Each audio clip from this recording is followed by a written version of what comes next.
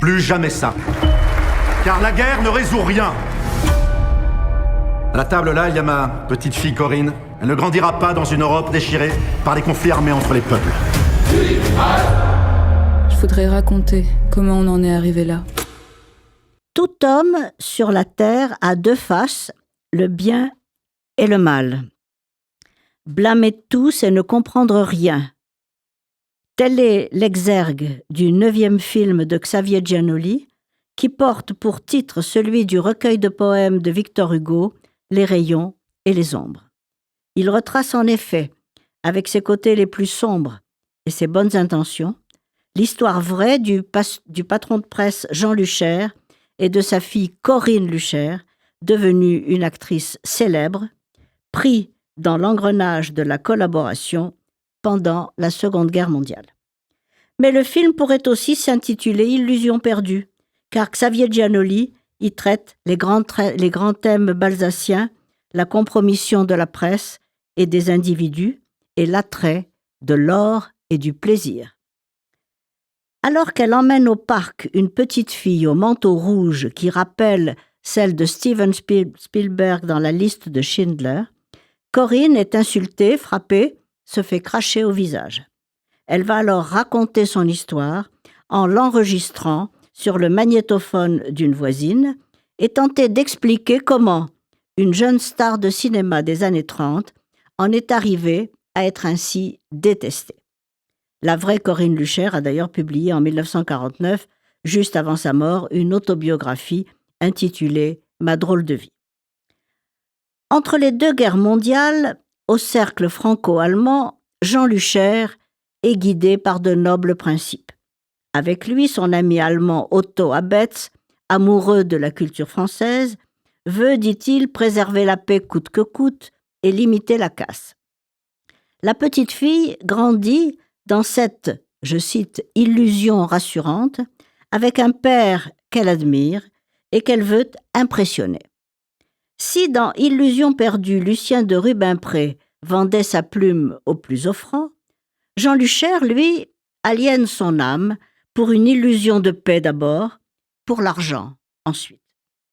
Soutien de Léon Blum, farouchement pacifiste, engagé contre l'antisémitisme et fils d'un père haut fonctionnaire à la Société des Nations, remarié avec une juive et d'ascendance juive, il entre dans un engrenage fatal. De l'idéalisme à l'aveuglement, la lâcheté, la compromission délibérée, il sera condamné à mort pour collaboration avec l'ennemi et exécuté le 22 février 1946. Mais le mot collaboration n'a pas encore, en 1933, le sens péjoratif qu'il aura par la suite.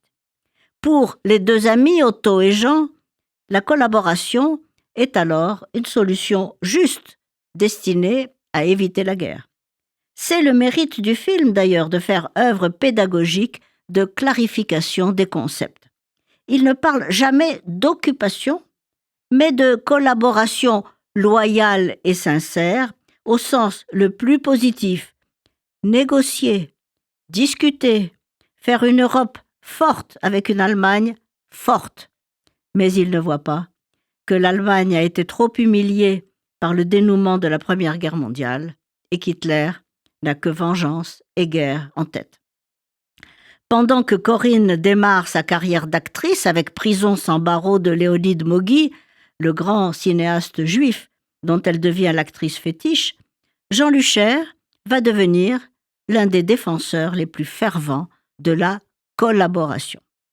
Les rayons et les ombres analysent ce glissement progressif des rayons vers les ombres et montrent comment les bonnes intentions initiales ont conduit les deux amis à épouser le pire au lieu de l'éviter.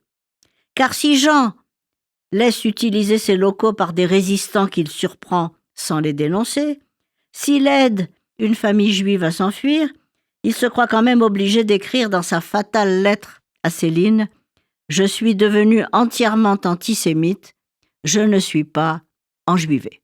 Et c'est qu'il y va de sa vie.